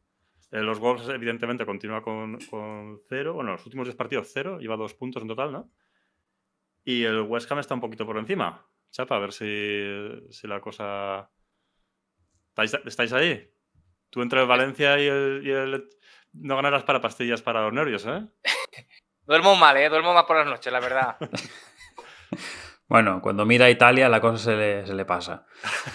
Bueno, pero seguimos en Inglaterra y lamentablemente nos vamos precisamente al estadio de Londres, a la casa del West Ham. 0-1 ganó el Fulham en uno de los derbis londinenses que hay durante el año. Victoria del equipo de Marco Silva. Ocasiones del partido: parte de Wilson, de Bowen, que tuvo varias ocasiones aquí, en este caso salvadas por los porteros. Magasa no acierta a rematar un tiro de Somerville. Y lo que decimos, pues Bowen es el que está más cerca de hacer el gol para los locales. También Callum Wilson, que entra en la segunda mitad, también tiene alguna ocasión. Pero en el 85 hay un centro de Harry Wilson, confundir con el otro, el jugador galés, que es el que hace, tras una acción de que no acaban despejando el West Ham en la defensa, mete un centro y cabecea a Raúl Jiménez para hacer el 0-1, séptimo gol del mexicano ante los Hammers. Es su víctima favorita, como decía el gráfico. Y al final del partido, pues Scales, el lateral izquierdo, un poco entre lágrimas, aplaudiendo y pidiendo disculpas porque había sido él quien había no despejado ese balón, pero sí que es un palo en un partido donde el West Ham ataca más, donde tiene más llegadas, pero el gol lo acaba marcando el equipo de Marco Silva para dejarlo muy tranquilo en la zona media de la tabla, y el West Ham, con 11 derrotas en casa, es su mayor registro, digamos, de local en 2025. Pues sí, una pena, un partido que podría haberse decantado hacia cualquier equipo, y cuando estás saboreando el puntito del minuto 85, pues te llega este fallo de Scaers, que al final el pobre joven tuvo que pedir perdón, estaba medio llorando, estaba muy afligido con ese fallo. Y bueno, el West Ham pues tiene llegadas, Bowen lo intenta, veremos, esperar el mercado de enero, porque parece que Fulkrug ya está en Milán pasando el reconocimiento médico. Y al final yo creo que en defensa un par de jugadores deben llegar para que un poco se subsane esto. El que me gustó, Magasa, fue el mejorcito del partido. Y al final, pues este Fulham, pues que tiene buenos mimbres y acabas perdonando. Y esas ocasiones el Fulham normalmente las va con gol. ¿Dónde lo ves más flojo al West Ham? En defensa es donde más ha trabajado desde la llegada de Nuno Espíritu Santo, porque al principio sí que es verdad que en ataque éramos más, pero el ataque ha continuado igual e ha intentado defenderse mucho, esta línea de 4, y al final yo creo que un central llegará y un lateral izquierdo es posible, más otro delantero debe ser donde se refuerce. Aquí lo que pensamos muchos, seguramente que coincidís, es el hecho de que Paquetá y Bowen no tengan una roturita de estas de mes y medio o algo, porque si no sí que complicado. Un día te puede salvar un Mateus Fernández, otro día un balón parado, rascar puntos así, empates y tal, pero como te falten estos dos, sobre todo Bowen. Y hay que decir que la afición ya empieza a cansarse, ya empieza en el minuto 15 de cada partido sacar una tarjeta roja a Sullivan, porque lleva 15 años en la gobernanza del club, y al final cuando los resultados van mal es cuando un poco echas mano de la dirección, de cambios, y pides un poco de exigencias. 2 partidos en la tanda del domingo. El primero de ellos, el Sunderland y el Leeds, empataron a 1 en un encuentro que no se disputaba en primera categoría desde hacía 23 años. Se homenajeó a Patrick Troyer, director ejecutivo del club que falleció repentinamente durante estos días navideños. Y el partido tuvo a Joe Rodon como protagonista de la primera mitad porque se lleva 2 tarascadas en plan de táctiles, que no son entradas fuertes, pero sí que al final pues, hace que el tobillo se dobla en una ocasión, en otra. Al final lo acabamos estudiando antes del descanso porque el jugador galés ahí ya no puede más. Antes de ello lo que llega es el gol de Simon Adingra en el minuto 28 de partido, después de una asistencia de Granit Xhaka. También hay un paradón de Roofs sobre Aronson. Brobbey tuvo la oportunidad de hacer el segundo y en la segunda mitad empata el Leeds tras una jugada que tiene que sacar el balón entre todos. Lo hacen perfectamente en la presión que tiene el Sunderland. Lo hacen muy bien el Leeds. La verdad es que es una acción para poner a varios equipos a la hora de que cuando quieran sacar el balón. Y acaba esto en una asistencia de Aronson sobre Dominic Calvert-Lewin en el minuto 47 de partido. Sexto gol del exjugador del Everton. Sexto partido anotando de manera consecutiva, quería decir. Hacía 65 años que no lo hacía nadie del Leeds este registro. Y en la parte final del partido, tanto Bowell y Ampadu tuvieron ocasiones para hacer el 1-2.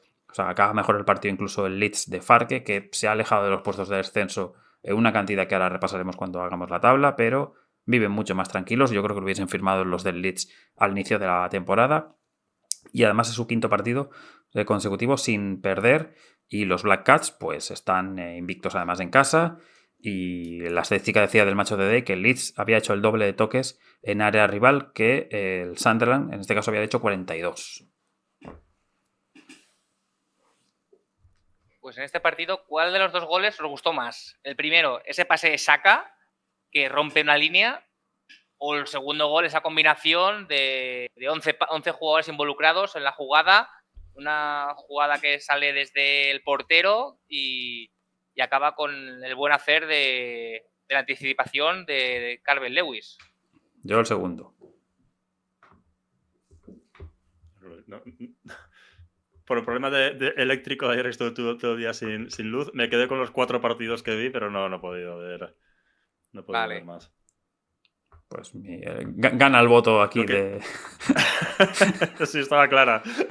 El voto ese estaba pase de claro. Saka es que Saka es un jugador que yo creo que lo que hemos dicho desde el primer día, que es que cualquier equipo del top 6 podría jugar y minutos de calidad, no minutos residuales. Y Adingra, pues ex del Unión Saint-Gilloise, que estuvo en la prelista de Costa de Marfil y que estuvo muy enfadado por no ir al torneo y dijo que, claro, no estaba siendo titular, no estaba siendo importante, tenía que trabajar más para que lo llevaran. Un poco de autorreflexión y un poco justificándose el por qué no había ido. Ahora, a los dos equipos les tocan ahora un par de partidos bien complicados, que igual esto, sobre todo al Sunderland, a ver si le baja un poquito los humos en la tabla, porque le toca City y Tottenham. A ver si enlazan un par de derrotas dolorosas seguidas y el Newcastle se puede ir acercando donde le toca estar, que es por encima, claro. Y al Leeds le toca Liverpool y United. Bueno. Pues uno de los que le tocará al Sunderland próximamente es el Tottenham, que es el último partido que hablaremos, que ganó 0-1 en casa del Crystal Palace el domingo por la tarde. Unos Spurs sin Simons, sin Romero, por expulsión ante el Liverpool la pasada jornada, donde hubo un gol anulado a Richarlison en la primera mitad por fuera de juego previo de Verbal y 2 ocasiones de Mateta. Y luego, tras un córner en el minuto 42, peina, o mejor dicho, casi que peina, toca a Richarlison y acaba rematando muy ligeramente Archie Gray para hacer el 0-1 y a la postre el gol del partido. Es el inglés más joven a anotar para el Tottenham desde el 2016, 19 años que tiene el ex del Leeds.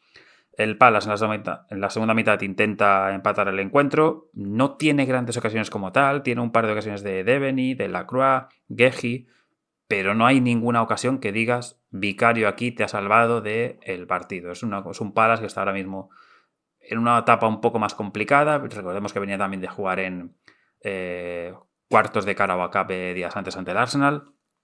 Pero nada, el resto final del partido lo que hay es un segundo gol anulado a Richarlison, que siempre se le recuerda por más goles anulados que goles anotados, y el hecho que Odobert lanzó un tiro al poste y hay una pena final de Henderson a Bentancur, así que al final pues incluso el Tottenham pudo haber ganado con algo más de distancia, pero bueno, nos vale, hablando ya en primera persona de este 0-1 del jovencísimo Archie Gray y, oye, y a romper un poco dinámicas porque el equipo empezaba ya a sufrir con estos resultados. ¿Todavía estás en el barco de Thomas Frank? Sí, pero en casa hay que sacar partidos. O sea, estos 0-1 son fantásticos fuera de casa, en campo del Palace, o competir ciertos minutos ante un Liverpool con 9 jugadores o 10 jugadores. Esto está muy bien, pero si en casa contra los Bournemouth, Brentford o equipos, digamos, de mitad de tabla no sacas partidos, pues oye, te vas a quedar ahí un poco en tierra de nadie. Y en Champions está bien, en Champions más o menos, me parece que lo he mirado antes, estaba misma votación que en Newcastle, como un décimos o décimos por ahí. Pero la cuestión es estos partidos de liga. Este partido no lo sacas y empiezas a dudar si Thomas Frank va a acabar el mes de enero. Y el mes de enero puede ser un mes complicado. Toma las uvas. Claro, los turrones se los ha ido tomando. De chapa. Sí. Pero bueno. Y el jovencísimo que metió con 19 años es Dele Alli, creo que no lo has dicho. Es que no lo vi en el gráfico o no me fijé y dije, bueno, pues no sé. No estaba en el gráfico, no. Ahí no lo dijo el Match of the Day, lo he tenido que buscar. Bueno, al final, pues... La posesión la tenía el Crystal Palace, por lo que veo, que es lo que me sorprende. O sea, ganas el partido, pero la diferencia de posesión es que es muy alta, 62-39. Lo que pasa es que era una posesión como lo que decía un poco de lo del Newcastle contra el Manchester United. Tienen ocasiones, pero en ninguna de ellas dices que Vicario te ha salvado del partido, sí, o de que es una salvada de Danso o de Van de Ven casi en línea de gol. Es decir, hay remates, pero las que tiene el Palace las tira arriba porque no remata bien. O sea, se le van los tiros a Mateta o un cabezazo de Lacroix, otro de Gehi también casi en área pequeña en un córner y lo remata bastante arriba. O sea, son ocasiones en que dices, si hubiesen tenido el día, te podían haber ganado 2-1 perfectamente, pero no son ocasiones en que te intervenga la defensa o el portero para haber sacado los 3 puntos. Yo soy muy de Thomas Frank y ya me gustaba mucho en el Brentford. Me tragaba cada partido del Brentford durillo de ver muchas veces, pero le sacaba un rendimiento muy, muy bueno a esa plantilla, ¿no? Ahora Keith Andrews lo está haciendo similar, diríamos, ¿no? Era su segundo, ¿no? 2 puntos por encima según mismas jornadas del año pasado, sí. Sí. Pero la verdad es que una de mis curiosidades era ver qué evolución de juego iba a hacer con el Tottenham, porque tú con el Tottenham no puedes jugar a lo que jugabas con el Brentford. Y los partidos que le he visto, pues la verdad es que todavía no lo tengo claro. Tengo que mirar más partidos. Creo que tiene que estar más rodado el equipo. No creo que termine siendo un Brentford con mejores jugadores. No tiene sentido. Tiene que intentar algo más. Por eso decía que hay partidos que fuera de casa, yo digo, bueno, no puedo entender que fuera de casa haya días en que te metas un poquito atrás y demás. La cosa es cuando juegas en casa y ves que el equipo no genera, y sobre todo los primeros partidos de temporada, muchos de ellos de expected goals bajísimos y bueno, de que al final dices, bueno, es que el primer tiro a puerta ha sido el minuto 70. Y es bueno. Este tipo de sensaciones que de equipo de Big Six o de equipo de que te tienes que meter en Europa sí o sí el año que viene y pelear por entrar en Champions, no lo puedes permitir. No eres el Brentford, no eres el Fulham, no eres un equipo de la media tabla, digamos, de Inglaterra, tienes que pelear por eso. Claro. Veremos la paciencia que tienen con Thomas Frank por ese motivo, sobre todo por ese motivo, ¿eh? Pero bueno. Dime, Santiago. No, Javi, perdón, yo tengo que ir, me tengo que ir yendo para el trabajo. Además, no tengo buena señal. Los escucho perfecto igual, estoy de oyente excelente. Pero bueno, no puedo participar mucho porque no se me entiende. Bueno, pues muchas gracias por habernos acompañado y por haberlo intentado, porque como decimos, esto es cosas que a veces no se pueden controlar y te vemos o te escuchamos en el siguiente que puedas estar. Y felices fiestas para lo que queda. Vale, bueno. Muchas gracias, Santiago. Bueno, muchas gracias. Gracias a ustedes, feliz año y bueno, saludos para todos los oyentes. Chau. Un saludo, Santiago. Muy bien. Aquí hay una cosa, ahora que vamos con el impasse Premier Serie A, que no me gusta, es que el mercado de fichajes. Cada uno abre y cierra con un desorden abismal de un día. Y eso me descoloca, porque la Liga Española, por ejemplo, abre el día 2, igual como sería, y en Premier abre el día 1, que España no quieren trabajar el día 1 porque es festivo y a las horas extras hay que pagarlas doble. Pero a la hora de cerrar, la Premier League sí que cierra el día 3 de febrero, mientras que la Liga Española e Italia, por ejemplo, cierran el día 2. O sea que tienen 2 días menos, uno por delante y otro por detrás, de fichajes. Dicho esto, estaba adaptándolo de la cámara. Arsenal 42 puntos, líder tras 18 jornadas. Manchester City 40, 39 el Aston Villa, con 32 el Liverpool, 29 para Chelsea y Manchester United, 28 Sunderland. Luego ya el grupito de 26, Brentford, Palace, Fulham. Aquí se juntan los 3 de Londres a echar unas pintas. Por abajo, los Wolves. Dime. Ya que tenéis aquí a un groupie de programa, tenemos que hacer una porra de ver quién va a ganar la Premier. Tenéis que arriesgaros. Hay 3 ahí que están muy destacados, o sea que no es tan difícil decantarse. A ver, yo te firmaría al que está con la sudadera de ahí atrás. Iba a decir al de ahí atrás, pero ahí hay 2. Sí. Yo te firmaría el Aston Villa, pero a mí me da que como no se vaya el Arsenal por el... Si el Arsenal no se va, esto lo acaba ganando el City. Es lo que te iba a decir. Yo me esperaría... que el City ya está otra vez ahí, ¿eh? El Aston Villa, yo con sangre te lo firmo, pero es que a lo mejor mañana, cuando le digan a los oyentes, el Arsenal le mete un 3-0 y dicen, vaya basura de pitonisos que tenemos. Bueno, es que si fuésemos pitonisos no haríamos un programa. Estaríamos ahí a las 3 de la mañana con una bola de cristal, día, ¿no? Sí. Lo que veo difícil es que sea el Aston Villa, ¿no? Si me das uno de los 3, te digo, creo que este no, ahora va a ser el que gane. Y entre Arsenal, creo que al Arsenal ya le tocaría un año, ¿no? Por justicia poética, ¿no? Al menos llevarse la Premier. Pero yo creo que va a ser otra vez el City, pues porque se ha vuelto a adaptar Guardiola a otra cosa distinta. Los jugadores empiezan a funcionar muy bien. Y ya sabemos a partir de estas fechas cómo van sus equipos hasta final de temporada, ¿no? Por cierto, bueno, espera, acabo de repasar la tabla. La parte baja, los Wolves 2 puntos. Burnley 12, West Ham 13, a 5 puntos ahora ya está el Nottingham Forest y a 7 puntos está el Leeds. Lo que decíamos, el Leeds ha marcado ya una distancia tranquila de pasar un par de fechas tranquilos fuera del descenso.